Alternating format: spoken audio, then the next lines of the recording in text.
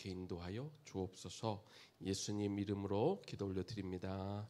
아멘. 아멘. 자, 우리 하나님 나라에 대한 이야기를 지금 몇 주째 하고 있는데요. 오늘은 예수님이 보여주신 하나님 나라 두 번째 시간입니다. 우리 마가복음 1장 15절 말씀 우리 한 번 더 같이 읽었으면 좋겠습니다. 마가복음 1장 15절 함께 읽겠습니다. 이르시되 때가 찼고 하나님의 나라가 가까이 왔으니 회개하고 복음을 믿으라 하시더라. 아멘. 자, 우리 한번 외울 때까지 여러분 한번 이 이야기 들었으면 좋겠습니다. 하나님 나라가 가까이 왔다라고 하는 표현은 이제 구약 시대부터 하나님의 나라를 하나님이 이미 만들어 놓으신 적이 있었죠. 에덴 동산이 첫 번째 하나님 나라였어요. 그러나 죄가 들어오면서 그 백성들이 쫓겨나고 에덴 동산이 닫혔죠. 하나님 나라가 닫혔고 하나님 다시 한번 이스라엘 백성들을 통해 가나안 땅에 하나님 나라를 세우려고 했지만 이스라엘 백성들의 범죄함으로 인해 가나안 땅에 하나님 나라가 온전히 세워질 수가 없었어요.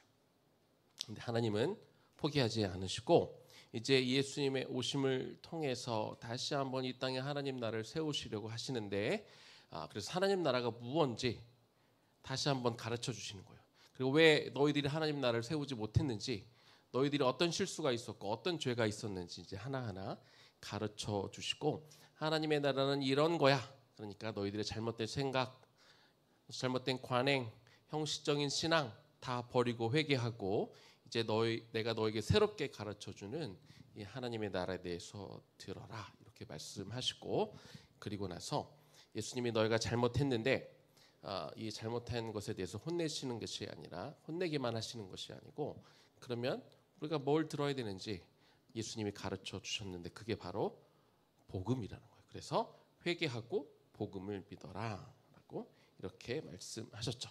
그래서 우리 크리스티안 선생님이 아까 말씀 찬양 가운데 말씀해 주신 것처럼 그래서 이 복음이란 뭐냐? 마태복음 9장 17절 말씀. 자, 우리 삼남매라고 해도 되겠죠. 우리 삼남매. 자, 새 포도주를 셋이서 한번 읽어보겠습니다. 시작. 포도주를 낡은 가죽 부대에 넣지 아니하나니 그렇게 하면 부대가 터져 포도주도 쏟아지고 부대도 버리게 됨이라. 새 포도주는 새 부대에 되느니라. 아멘.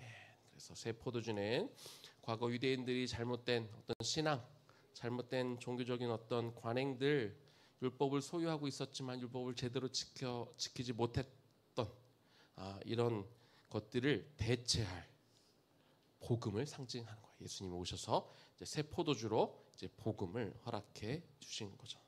그래서 하나님 나라가 이 땅에 임할 때 그 나라에 참여하는 사람은 먼저는 회개하고 그 다음은 복음을 받아들이는 사람이 하나님 나라에 같이 참여하게 되는 거죠. 이 복음이라는 단어 헬라어로는 유앙겔리온이라고 하는데 이 유앙겔리온이 무슨 뜻인지 송혜나 너는 아니? 복음이면 무슨 소식? 그러는데 그렇지 기쁜 소식이 복음이라는 뜻이에요. 그러면 예수님이 전해주신 이 복음이 기쁜 소식이라면 어떻게 기쁜 소식인가? 오늘 그 얘기를 좀 해봅시다. 누가복음 4장 16절에서 19절까지 자 말씀입니다. 자 16절 말씀은 우리 16절 말씀을 제가 읽겠습니다. 네. 예수께서 그 잘하신 곳 나사렛에 이르사 안식일에 늘 하시던 대로 회당에 들어가사 성경을 읽으심에 17절은 우리 혜령 집사님하고 서가 한번 읽어보겠습니다. 글을 드리거늘 책을 펴서 이렇게 기록된 데를 찾으시니 곧 주. 자 18절은 삼남매. 자 시작. 주의 성령이 내게 임하셨으니 이는 가난한 자에게 복음을 전하게 하시려고 내게 기름을 부으시고 나를 보내사 포로된 자에게 자유를 눈먼 자에게 다시 보게 함을 전파하며 눌린 자를 자유롭게 하고 19절은 두 사모님이 읽겠습니다. 주의 은혜의 해를 전파하게 하려 하심이라 하였더라. 아멘. 자, 예수님이 이 말씀을 하실 때 먼저 16절에 예수님이 어디에 들어갔다고 그랬죠? 회당에 들어갔다고 그랬어요. 안식일에 회당. 늘 하시던 대로. 그러니까 예수님은 어릴 때부터도 회당에 들어가서 말씀을 배우셨고 들으셨고 또 이제 성인이 되신 지금은 회당에 들어가셔서 말씀을 가르치는 중인 거예요. 자, 17절에 보니까 선지자 이사야의 글을 이제 그 회당에서 일하는 사람이 예수님에게 준 거예요. 자, 이 얘기는 뭘 의미하냐면 예수님이 지금 이 말씀을 이렇게 가르치고 읽을 때 예수님이 이사야서 61장을 고르셔서 나는 오늘 이 말씀을 가지고 이렇게 읽고 선포해야지라고 한 게 아니라 그날 이제 회당에 예수님 혼자 하신 게 아니에요. 돌아가면서 하고 또 이게 돌아가면서 성경을 읽게 되는데 예수님이 그날 말씀을 읽으시는 그날 이렇게 마침 그날의 메시지가 이사야서 61장 말씀이었다는 거죠. 그런데 이사야서 61장 말씀은 뭐냐? 앞으로 오실 메시아를 예언하는 말씀인 거죠. 그러면 송현아, 이게 우연일까? 예수님이 어느 날 회당에 가서 말씀을 딱 피셨어. 이게 사람들이 돌아가면서 말씀을 전하는데 그런데 그때 말씀도 본인이 선택하는 게 아니라 그때 딱 읽어야 되는 말씀을 읽어야 되는데 그게 마침 이사야서 61장인데 그 61장 말씀이 앞으로 오실 메시아에 대한 예언의 말씀이야. 이게 우연일까? 예수님이 그날 61장을 읽은 건 우연이 아닌 거지. 그럼 뭘 의미하겠어요? 예수님이 지금 이 말씀을 전하신 예수님이 곧 이 구약에서부터 앞으로 오실 메시아가 오실 것이다 라는 예언에 대한 성취다. 이것이 이루어졌다. 이것을 의미하는 거죠.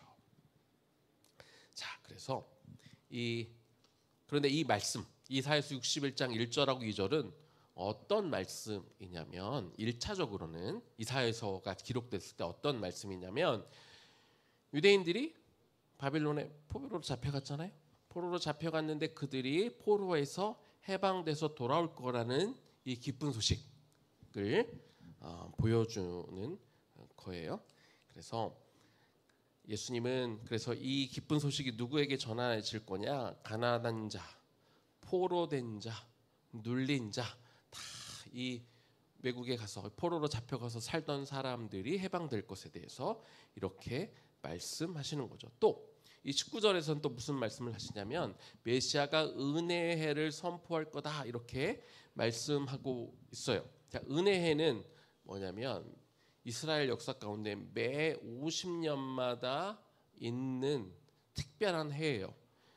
이 은혜의 해를 다른 말로 하면 희년이라고 하는데 그 희년에는 무슨 일이 벌어지냐면 그 해에는 땅에서 농사를 지면 안 돼. 땅을 쉬게 해야 돼. 또 그리고 어떤 사람들은 빚을 져서 다른 사람의 노예로 종으로 사는데 50년이 되면 때가 되면 무조건 그 사람을 노예에서 해방시켜줘야 돼. 그리고 어떤 사람이 자기 땅을 갖고 있다가 너무 형편이 어려워져서 어쩔 수 없이 땅을 팔았으면 그 땅을 원래 주인에게 돌려줘야 돼요. 자, 이런 일이 벌어지는데 예수님이 오셔서 메시아가 하실 일 그리고 메시아를 통해 기쁜 소식이 전해지는데 바로 이 희년의 일어날 일이 이 땅 가운데 하나님의 나라가 임하면서 같이 일어날 것이다. 지금 이 이야기를 하고 있는 거예요. 그래서 이 일이 어떤 의미가 있는지 우리 좀 같이 나눠보도록 하겠습니다. 자, 먼저는 이 복음이 무슨 소식이라고? 송현아? 기쁜 소식. 기쁜 소식인데 누구한테 기쁜 소식이냐? 첫 번째는 가난한 자에게 기쁜 소식이라는 거예요.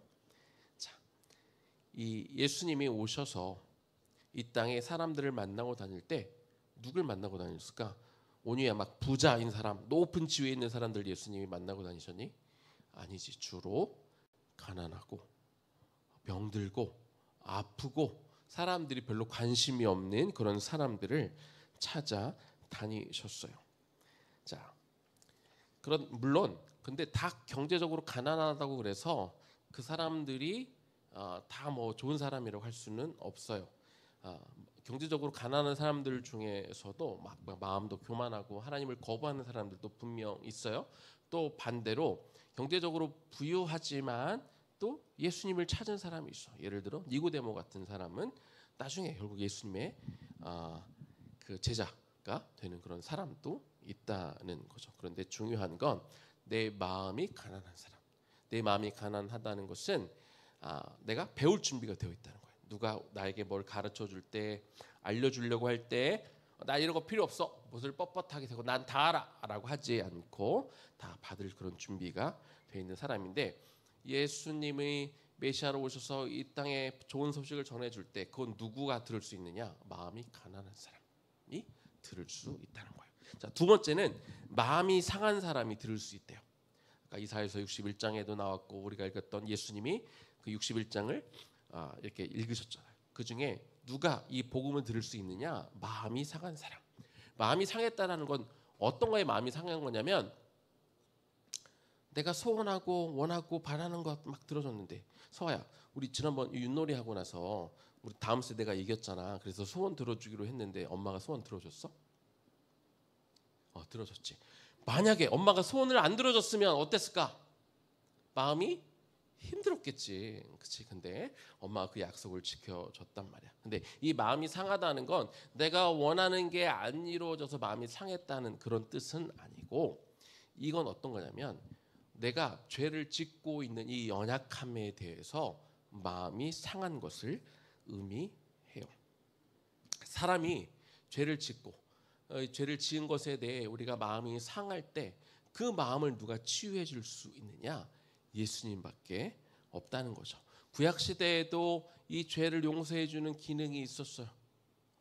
무슨 제도를 통해서? 제사 제도를 통해 이 속죄의 제사가 있긴 했어요. 그러나 이 짐승의 피가 사람들의 죄를 다 씻지는 못했어요. 제사 제도가 불완전해서 그런 게 아니라 이 제사를 드리는 사람들이 그 마음이 온전한 마음으로 오지 않아서 그러기도 하고, 또 제사를 집례하는 제사장들이 범죄해서 그러기도 했어요. 그런데 예수님은 짐승의 피가 아니라 예수님 자신의 피를 이렇게 흘려주심을 통해서 우리의 죄를 다 용서해주고 씻어주는 그 일을 하셨단 말이에요.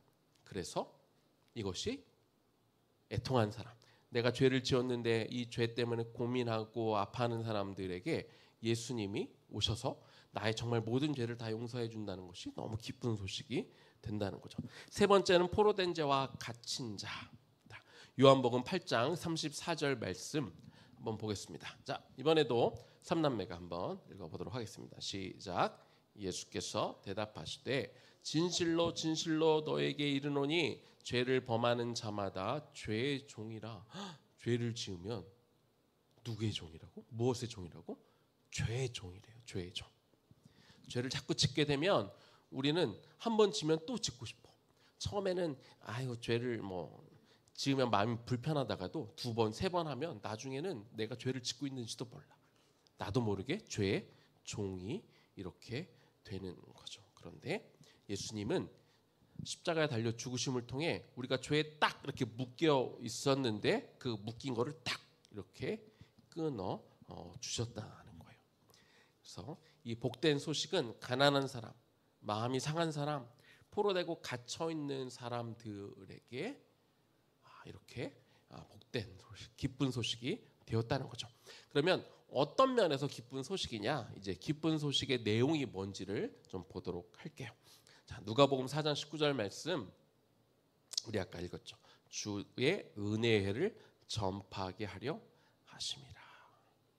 메시아가 오셔서 가난한 사람에게, 마음이 상한 사람에게, 포로 갇힌 사람들에게 기쁜 소식을 전하는데, 그 소식이 뭐냐면 은혜의 해가 왔다 이야기하는 거죠. 근데 은혜의 해는 희년 제도를 이야기하는 거예요. 레위기 25장에 희년이 어떤 날인지 자세하게 기록이 되어 있어요. 아까 몇 년에 한 번씩 온다고 그랬죠? 희년은 50년에 한 번씩 오는 날이에요. 자, 그럼 희년에 뭘 하는지 조금 더 구체적으로 배워보도록 하겠습니다. 첫 번째, 희년에는 노예가 해방이 돼요. 희년에는 내가 돈이 없어서, 내가 돈을 못 갚아서 다른 사람에게 노예가 됐을 때, 종이 되었을 때 무조건 내가 그 빚을 다 못 갚았어도 다 그것들을 탕감해주고 노예에서 해방을 시켜준 거예요. 자, 이렇게 해서 노예에서 해방이 됐다는 건 내가 이 사회적 지위가 이제 노예에서 일반 평범한 사람으로 되었다. 뭐 이런 것도 중요하지만 또 다른 의미가 있어. 이게 뭐냐면 구원의 예표예요. 구원을 보여주는. 그래서 이 예수님의 사역은 죄와 죽음에서 묶여 있는 우리를, 죄의 종에 있는 우리를 이렇게 풀어주는 거라고 그랬잖아요. 자, 요한복음 8장 34절에서 36절까지 말씀을 보겠습니다. 목사님 읽어볼게요.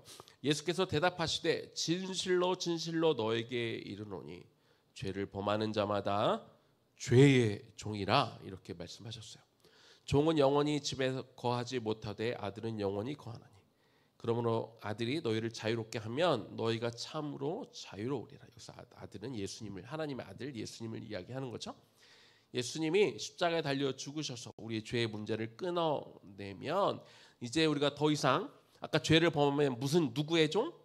죄의 종이었지만 이제 예수님이 너희를 자유롭게 하리라 이야기하고 있어요. 내 사회적 신분만 종에서 어떤 사람으로 자유인이 되는 게 아니라 우리가 죄의 종으로 있던 사람이 이제 자유하게 죄에서 묶여서 우리가 죄의 문제가 해결되어진 자유로운 사람이 된다. 이렇게 말씀하고 있어요. 왜 그렇게 되느냐? 히브리서 9장 12절에서 14절까지 말씀 또 볼게요. 염소와 송아지의 피로 하지 아니하고 오직 자기의 피로 영원한 속죄를 이루사 단번에 성소에 들어가셨느니라. 염소와 황소의 피와 및 암송아지의 죄를 부정한 자에게 뿌려 그 육체를 정결하게 하여 거룩하게 하거든. 구약의 제사에서도 원래 그들이 제대로 제사를 잘 지내면 좋은 제물을 가져와서 그게 염소가 됐건 황소가 됐건 암송아지가 됐건 그들이 제대로 제사를 잘 드리면 그들의 육체가 정결하게 되어 거룩하게 되는데 14절은 중요한 말씀이니까 우리 같이 읽습니다. 하물며 영원하신 성령으로 말미암아 흠없는 자기를 하나님께 드린 그리스도의 피가 어찌 너희 양심을 죽은 행실에서 깨끗하게 하고 살아계신 하나님을 섬기게 하지 못하겠느냐. 자, 제사제도 때 그들이 제대로 제물을 가지고 짐승의 피로 제사만 드려도 깨끗하게 되는데 하물며 하나님의 아들 예수 그리스도의 그 몸에서 나온 그 피로 제사를 드리면 얼마나 우리가 더 깨끗해질 수 있겠느냐 이렇게 이야기하고 있는 거죠. 그래서 예수 그리스도의 피로 거룩하다. 너희는 더 이상 죄인이 아니다. 너희는 더 이상 죄의 종이 아니다 라고 말하실 뿐만 아니라 로마서 8장 1절 2절 우리 신학적으로 굉장히 중요한 그런 말씀이에요. 그러니까 또 같이 읽습니다. 시작. 그러므로 이제 그리스도 예수 안에 있는 자에게는 결코 정죄함이 없나니 이는 그리스도 예수 안에 있는 생명의 성령의 법이 죄와 사망의 법에서 너를 해방하였습니다. 예수 그리스도를 믿고 예수님이 피를 흘리셔서 나의 죄를 다 깨끗하게 씻었어 라고 믿는 사람은 앞으로 그 이후로 온유야 절대로 죄를 지지 않을까? 그렇진 않지. 죄를 지을 수밖에 없어. 사람이 연약하니까. 그렇지만 그런 사람이라 할지라도 정죄하지 않는다. 정죄하지 않는다는 얘기는 뭐냐면 너는 또 죄를 졌으니까 너는 지옥에 갈 거야. 그렇게 하지 않는다는 거예요. 여전히 우리가 죄를 짓지만 예수 그리스도의 보혈의 피가 나를 죄의 종의 사슬에서 끊어냈다라고 믿는 사람에게는 앞으로 죄를 되도록 안 져야 되지만 설령 실수로 죄를 또 범죄한다 할지라도 너는 죄를 또 졌으니까 너는 지옥에 갈 거야 라고 하지 않으시고 여전히 그는 하나님의 자녀로 인정을 해준다 이렇게 말씀하고 있어요. 이거 얼마나 그게 놀라운 거야. 우리가 구원받은 이후로 예수님 믿은 이후로 단 한 번의 죄도 지으면 지옥 간다라고 하면 우리가 얼마나 무섭고 벌벌 떨겠어. 근데 우리는 그럴 필요가 없다는 거죠. 그래서 이 희년에 50년째마다 오는 이 노예를 해방시켜 주는 것은 우리가 더 이상 이 죄의 종이 아니라 예수 그리스도의 보혈의 피로 우리는 자유함을 얻고 더 이상 앞으로도 한 번만 죄의 종에서 해방되는 게 아니라 영원히 더 이상 종이 되지 않는다. 이렇게 말해주고 있다는 거예요. 자, 두 번째, 희년이 되면 아까 뭘 또 반환한다 그랬어.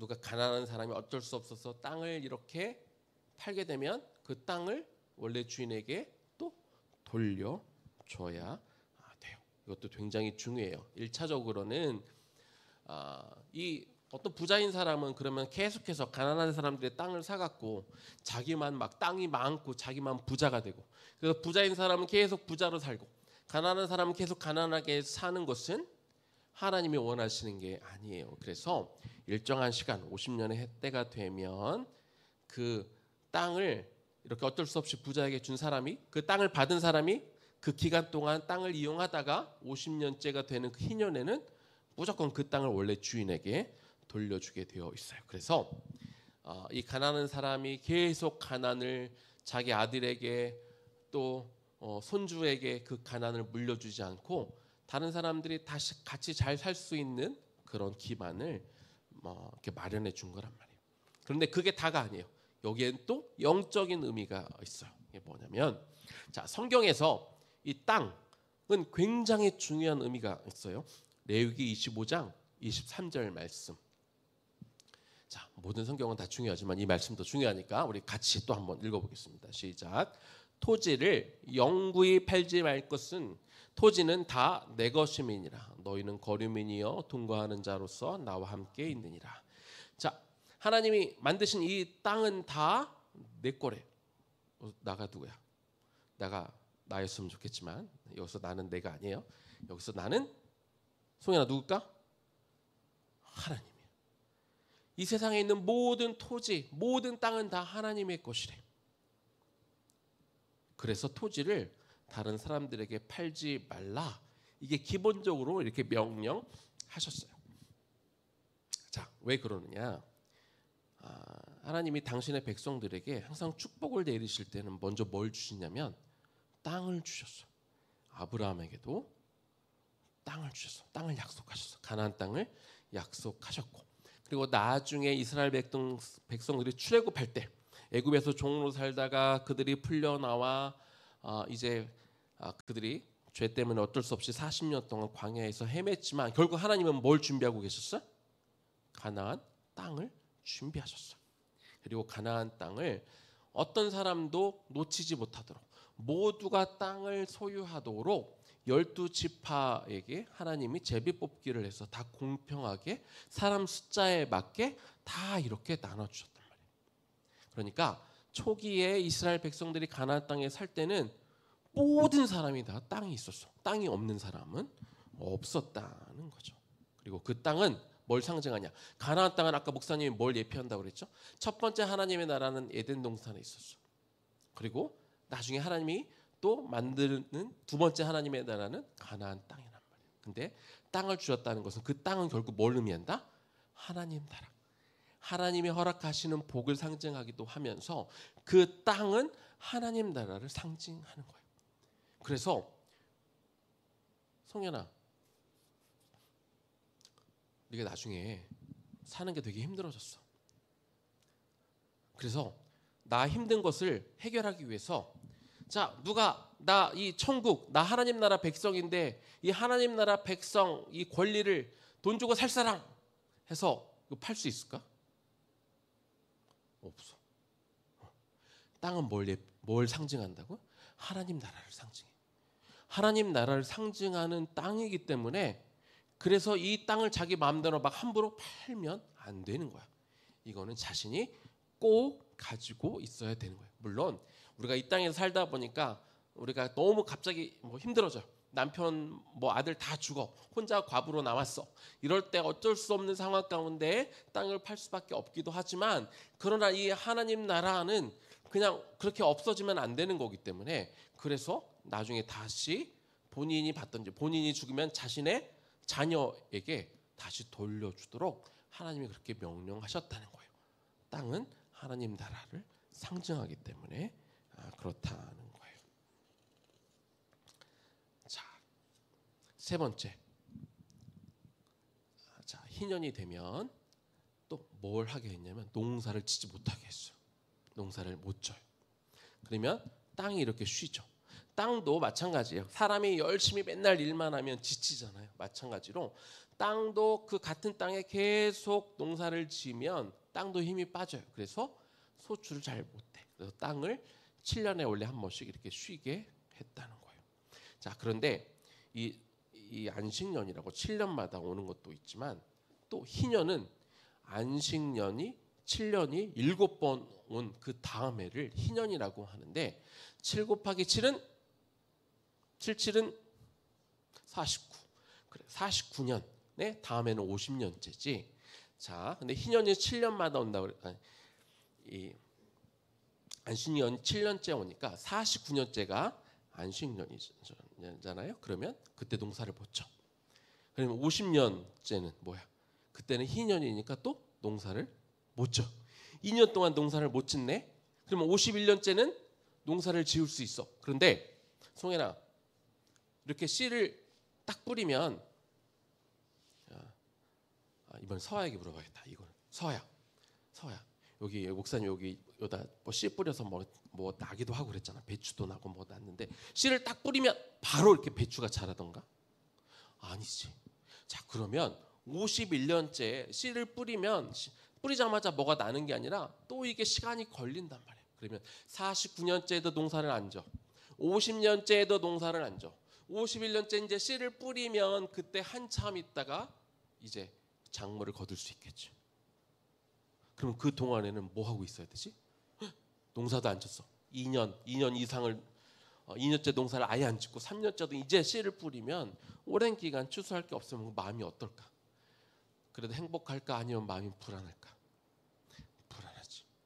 그런데 하나님은 48년째 되는 해에 49년째, 50년째 그리고 51년째도 먹을 많은 것을 주셨어. 예를 들어 이런 일이 있었죠. 광야에서 이스라엘 백성들이 뭘 먹었지?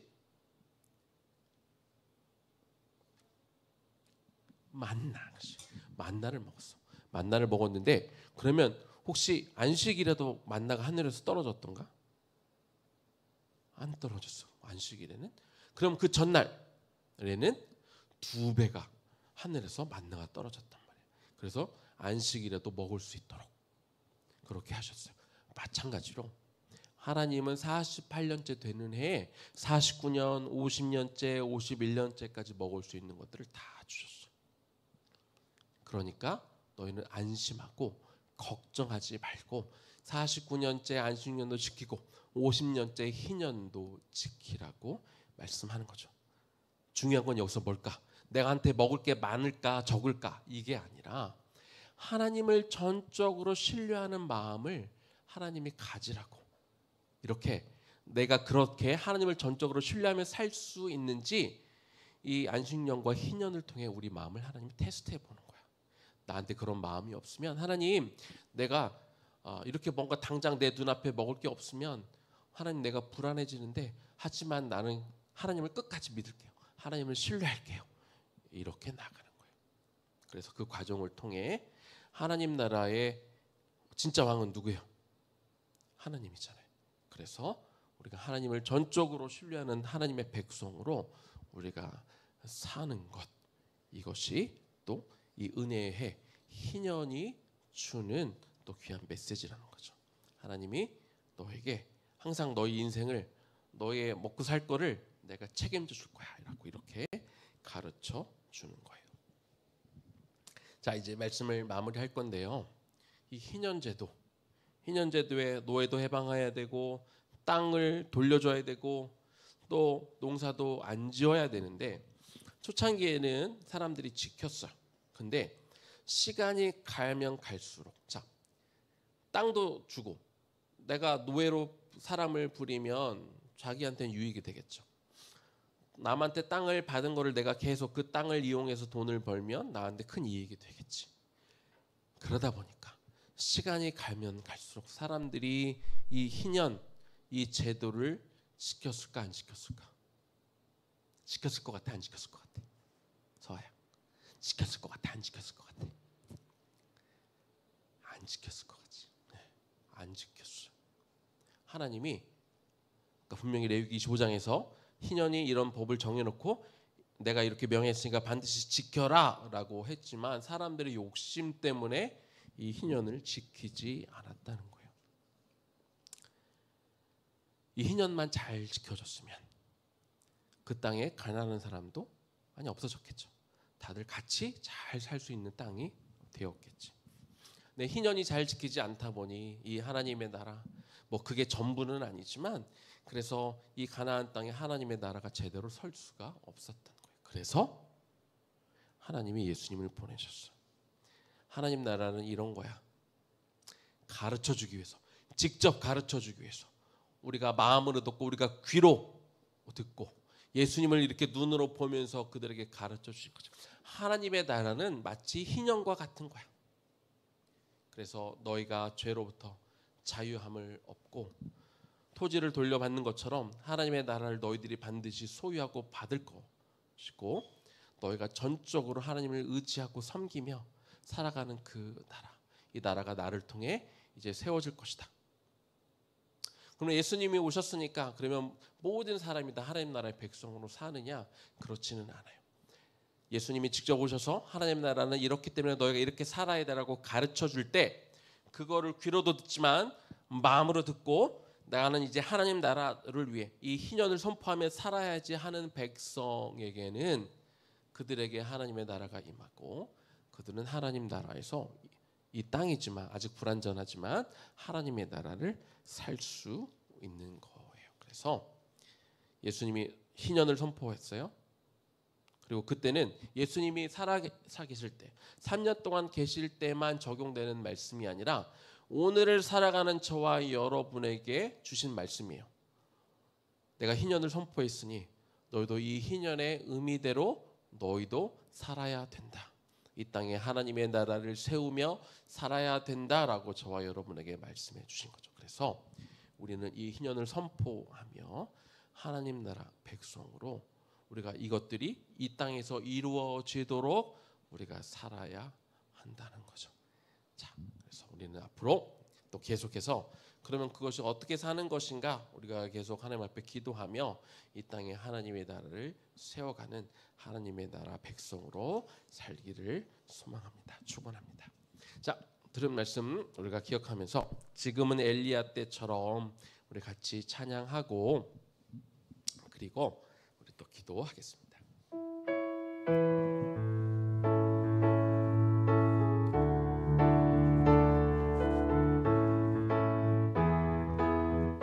지금은 엘리야 때처럼 지금은 엘리야 때처럼 주 말씀이 선포되고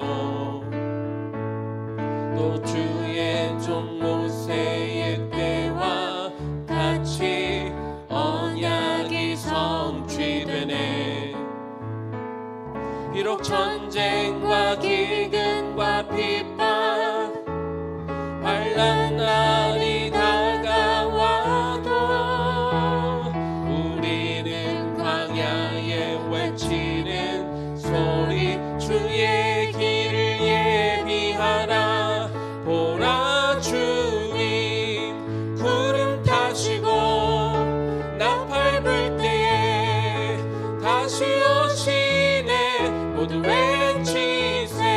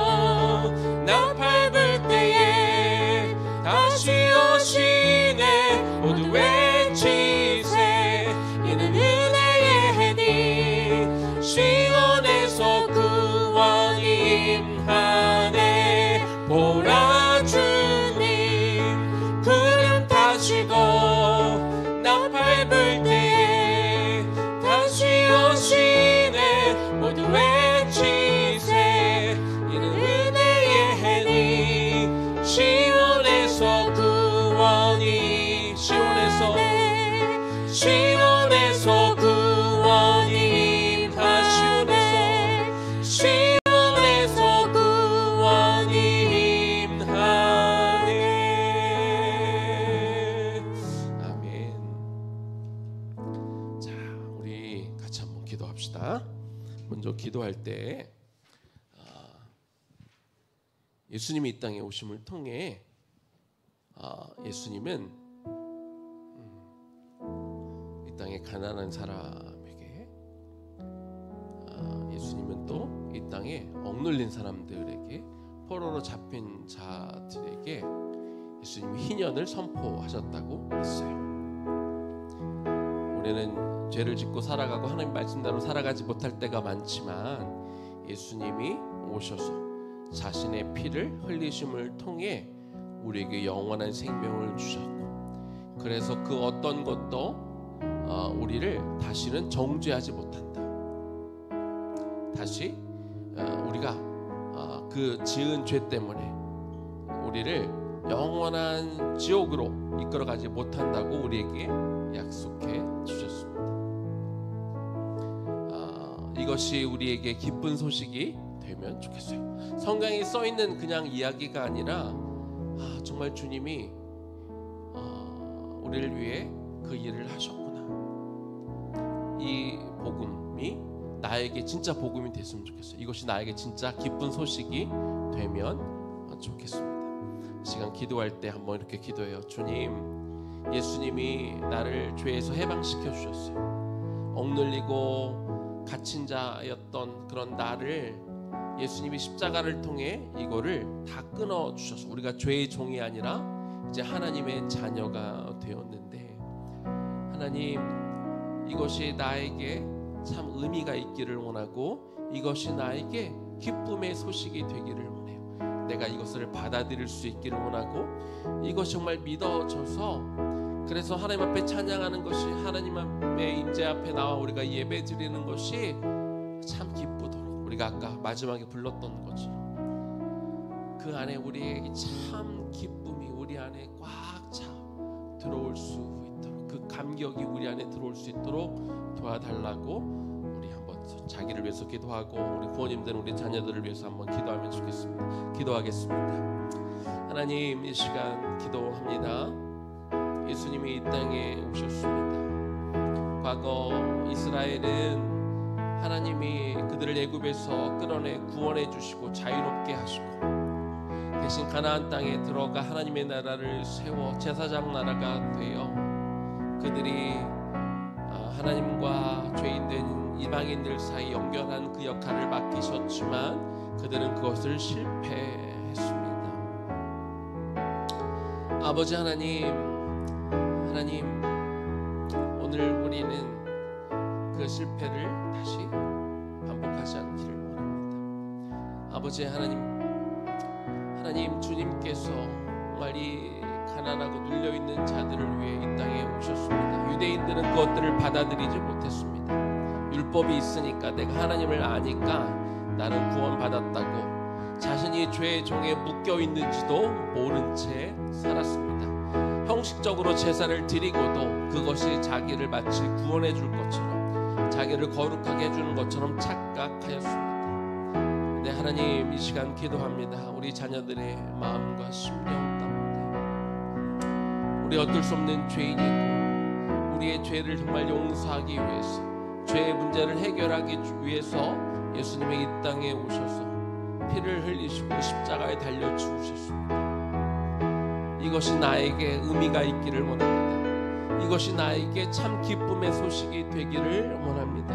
우리 아이들의 심령과 마음 안에 오셔서, 사랑하는 아들아, 사랑하는 내 딸아, 내가 너희를 위해 이 땅에 왔어. 내가 너의 죄의 문제를 해결하기 위해 이 땅에 온 것이야. 그래서 내가 십자가에 달려 너희들의 죄를 다 십자가에 못 박고 너의 죄의 문제를 해결했단다. 그런데 이것이 효과가 있으려면, 이것이 정말 너에게 기쁜 소식이 되려면 너희가 이것을 믿어야 하는 것이야. 이것이 믿어야, 이것이 믿겨져야 너희가 하나님의 자녀가 되는 거란다. 오늘 주님께서 오늘 우리에게, 우리 다음 세대에게, 우리 자녀들에게 말씀해 주고 있습니다. 성령님, 이 시간에 오셔서 우리 아이들의 마음 가운데 오시고 이것이 우리 아이들에게 참 의미 있는 소식으로 다가오기를 원합니다. 성경이라는 옛날 책 속에 담겨져 있는 이야기, 그냥 교회 가면 늘 목사님들이 하는 이야기, 엄마 아빠가 잔소리처럼 하는 이야기로 들리지 않게 하여 주시고, 오늘 이 밤 예수 그리스도의 그 십자가, 그 복음의 사역이, 하나님 그 십자가의 그 능력이 우리 아이들에게도 임하기를 원합니다. 아직은 어리지만 그 말씀이 다 무슨 의미인지 다 이해가 되지 못할 수 있지만, 그러나 성령께서 그 마음 가운데 이 복음의 메시지를 심겨주심을 통하여 하나님 이것이 나를 향한 메시지가 되게 하시고 나의 구원받는 그런 메시지가 될 수 있도록 하나님 도와주옵소서. 하나님 도와주옵소서. 예수님 이름으로 기도 올려드립니다. 아멘. 자, 우리 몇 명 없지만 우리 갈 수 있나요? 전사님이랑 함께 우리 유치부 방에 하시면 됩니다. 전사님이랑 같이. 그리고 우리 중고등과 우리 청장에는 우리 한 가지 더 기도하면 좋겠습니다. 우리에게 소명이 있습니다. 이 땅에 하나님의 나라를 다시 세워갈 그 소명이 우리에게 주어져 있습니다. 하나님, 올 한 해 하나님의 나라가 내 삶에 임하는 것이 우리의 표인데 이것이 공허한 표가 되지 않게 하시고, 우리가 계속해서 듣고 있는 이 하나님 나라에 대한 메시지를 들으며 하나님 그 나라를 내 마음에 품기 원합니다. 그래서 이 하나님의 나라가 눈에 보이지 않지만 그러나 내가 이미 이 나라 가운데 살고 있고, 그러면 나는 하나님 나라의 어느 부분에 들어가서 하나님 나는 무엇을 해야 합니까? 그냥 내가 살기 위해서 돈을 벌기 위해서 하는 일들이 아니라, 하나님 나는 어떤 소명의식을 가지고 내가 속해 있는 곳에서 살아야 될까요? 하나님 나는 무엇을 위해 해야 될까요? 나는 하나님 나라의 어떤 부분이 주어져 있나요? 우리가 그것들을 물으며, 그래서 우리가 이 땅에 살아야 되는 분명한 목적을 갖게 하시고, 하나님 어릴 때나 받는 비전이 아니라 하나님 우리에게 여전히 비전이 필요합니다. 하나님 나라라는 그 비전이 우리 안에 들어와 이 비전을 가지고 내가 살아가는 이 한 시간 한 시간의 이런 삶이 정말 의미 있고 가치 있고, 내가 열심히 살아가기 때문에, 내가 열심히 영혼들을 만나기 때문에 하나님 내가 있는 그곳에 하나님의 나라가 확장되어지고 커가는 것들을 하나님 내가 영으로 느껴서 정말 일할 만나고 내가 보내는 이 시간들이 의미가 있고, 내가 하나님 나라 일을 한다고 할 때 지쳐가고 힘들어가는 것이 아니라 내 안에 기쁨과 감격이 하나님 있기를 원합니다. 그 마음으로 우리 같이 한번 기도하면 좋겠습니다. 기도하겠습니다. 하나님 이 시간 기도합니다. 하나님 이 시간 기도합니다. 올 한 해 하나님의 나라가 내 삶에 임하기를 소원하는 그 마음으로 우리가 하나님 앞에 이 하나님 나라에 대한 메시지를 우리가 듣고 있습니다. 하나님 또 다른 정말 하나의 아무 의미 없는 구호로 끝나지 않기를 원합니다. 정말 하나님의 나라는 내가 보이지 않는 곳에서 어떤 다른 사람을 통해 이루어가는 나라가 아니라, 만들어져 가고 있는 나라가 아니라 하나님 이곳이 하나님의 나라가 되기를 원합니다. 내가 그 하나님의 나라를 눈으로 보기를 원하고 내가 그 하나님 나라에 직접 참여할 수 있기를 원합니다. 주님, 그 하나님의 나라 안에 내가 들어가 그 하나님의 나라를 세우는 자가 되게 하여 주옵소서. 그 위대한 그 하나님의 그 사명에, 그 비전에 내가 동참하는 자가 되기 원합니다. 내가 왜 사는지도 모르고, 내가 왜 교회에 나오는지도 모르고, 내가 왜 일을 하는지도 모른 채 향방 없이, 방향 없이, 목적 없이, 비전 없이 그냥 시간 흘러가는 대로 하나님 살아가는 인생이 되지 않게 하여 주시옵소서. 아버지 하나님, 이곳에 무엇을 위해 나를 부르셨습니까? 왜 우리는 이곳에 살고 있습니까?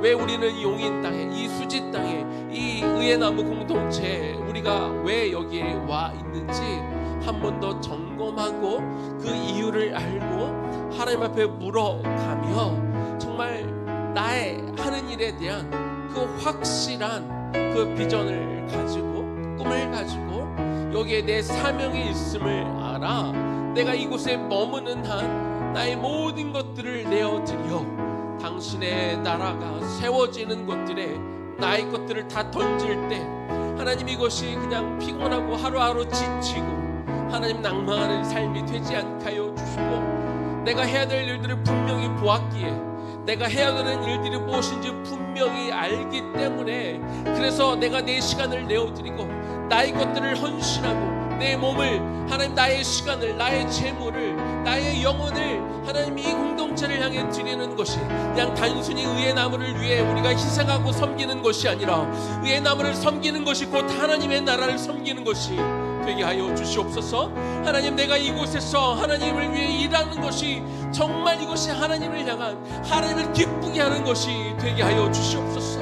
나를 만족해 하거나 내 꿈을 이루는 것이 아니라 내가 원하는 것들을 이루는 시간이 되지 않게 하여 주시고 하나님 이곳에서 일할 때 정말 이곳에서 정말 하나님의 나라가 일어나고 하나님의 백성들이 일어나고 하나님의 백성이 되어야 될 사람들이 살아나고 그들이 꿈을 꾸게 하고 하나님 그들이 반응하게 하고 그들의 영이만 일어나 다음 세대들이 일어나 다음 세대들이 꿈을 가지고 믿음을 가지고 하나님을 알아가고 그들이 입을 열어 외쳐 하나님을 찬양하고 예배하는 그 일들이 이곳에 일어나기를 소망하는 그 꿈을 우리가 함께 꿀 수 있기를 원합니다. 누가 억지로 앞에서 끌어가서 뒤에서 밀어니까 어쩔 수 없이 끌려가든 우리가 나도 모르게 그냥 걸어가는 그런 인생 되지 않게 하여 주시고 하나님 정말 이것이 우리의 인생의 꿈이 되고 내가 이루고 싶은 간절히 이루고 싶은 소망이 되게 하여 주시옵소서. 그래서 올 한 해 우리가 끝났을 때 내가 정말 어떤 일들을 이루었는지 나이가 어떤 열매가 맺혀졌는지 그것들이 눈에 보여서 하나님은 그 기쁨과 감격 안에 올 한 해를 우리가 그렇게 마무리할 수 있기를 원합니다. 하나님의 나라는 허상이 아닙니다. 하나님의 나라는 하나님 그냥 눈에 안 보이는 꿈이 아니죠. 그 꿈이 현실 가운데 우리의 삶 가운데 그대로 이루어지는 것들을 우리가 바라보기를 원하고 이것이 우리를 기쁘게 하고 우리를 꿈꾸게 하고 우리를 흥분하게 하고 우리의 심장을 뛰게 만들 수 있기를 원합니다. 아버지 하나님께서 우리 각자에게 주신 위치가 있고 사명이 있고 맡겨주신 영혼들이 있고 우리가 감당하고 우리가 해야 될 그런 사명들이 있을 때 아버지 하나님 이것들을 이루어가는 것이 너무나 재밌게 하여 주옵소서. 그리고 하나님 이것이 우리를 기쁘게 하여 주옵소서. 우리 안에 정말 그 joy 하나님이 delight 하나님이 감격 그 은혜 이것들을 우리가 마음껏 맛보는 한 해가 되기를 원합니다. 그래서 하나님의 일을 하는 게 너무나 재밌어 너무나 신나 시간 가는 줄도 모르고 일을 하고 우리가 시간을 내서 우리가 주님의 일을 하고 우리가 땀을 흘리고 때로 우리 육신은 피곤할 수 있겠지만 우리가 스트레스를 때로 받기도 하겠지만 명확한 목적이 있기 때문에 우리에게 명확한 사명이 주어져 있기 때문에 우리가 뭘 하는지 알고 하기 때문에 그래서 이 일을 하는 것이 우리에게 너무나 큰 기쁨이 되는 시간이 되기를 하나님 소망합니다. 우리에게 이 마음을 주옵소서. 하나님 나라를 보게 하옵소서. 이 나라에 들어가게 하여 주옵소서. 이것이 우리의 진정한 꿈이 되게 하여 주옵소서. 하나님이 그 열망을 가지고 이 하나님이 이끄는 마음을 가지고 이 열정을 가지고 올 한 해 우리가 살아갈 수 있기를 소망하며 기도하오니 주여 도와주시고 우리 각 개인뿐 아니라 하나님 이 공동체가 이 공동체를 통해 이루어갈 그 하나님의 나라를 함께 우리가 바라보게 하여 주시옵소서. 주님 우리가 걸어갔을 때 비록 하나님의 나라는 작지만 작게 시작할 수 있지만 그러나 누룩처럼 커지고 작은 겨자씨 하나가 큰 나무가 되어 많은 열매를 맺는 것처럼 하나님의 나라는 그렇지 않습니까? 우리가 열심히 그 일을 감당하다 보면 어느새 하나님이 작은 겨자씨 하나를 크게 만들어주고 그 누룩이 밀가루에 들어가 온 큰 반죽 안에 다 퍼지는 것처럼 하나님이 이루실 것입니다. 하나님이 친히 그 일을 이루어 가실 것입니다. 걱정과 염려와 어떻게 될까 하는 그런 마음들은 내려놓고 오늘 우리에게 주어진 그 사명과 우리에게 맡겨진 영혼들을 돌보는 일에 우리의 마음을 쏟아부어 아버지 하나님, 그렇게 나아갈 수 있는 우리가 되게 하여 주시옵소서. 우리에게 힘을 주십시오 주님. 우리에게 용기를 주십시오 주님. 하나님, 우리에게 할 수 있다는 그 마음을 주십시오. 하나님이 우리와 함께하기에, 하나님이 우리와 같이 하기에, 아버지께서 우리 비전을 우리에게 주셨기에 우리 공동체가 하나님 걱정하지 말고, 하나님이 주변에 우리의 여러 가지 상황들 속에 우리가 낭망하지 않게 하여 주시고, 하나님 바라보며 당신이 꿈꾸는 이 일에 우리가 참여하는 것만으로도 이것이 참 영광된 것임을 바라보게 하여 주시고, 계속해서 이 일을 통해 하나님의 영광이 드러나는 것들을 우리가 바라볼 수 있도록 하나님 도와주십시오. 하나님 도와주옵소서. 하나님 도와주옵소서. 이제부터는 우리 아이들 봐서 안수기도 끝날 때까지 이제 개인적으로 하나님 앞에 나와서 기도하겠습니다. 하나님, 이제 개인적으로 우리가 기도합니다. 개인적으로 기도할 때 하나님의 은혜가 이곳에 부어지기를 원합니다. 각 사람이 개인 스스로 하나님 앞에 나와 기도할 때 아버지 하나님, 그 은혜가 우리 안에 임하기를 시간 소망하며 하나님 기도합니다. 아버지 도와주옵소서. 아버지 하나님 도와주옵소서. 오늘 이곳에 오시옵소서. 우리 이곳에 오시옵소서. 하나님 오시옵소서. 오늘 개인적으로 하나님 앞에 나와 기도하는 당신의 백성의 기도가 살아 움직이기를 원하며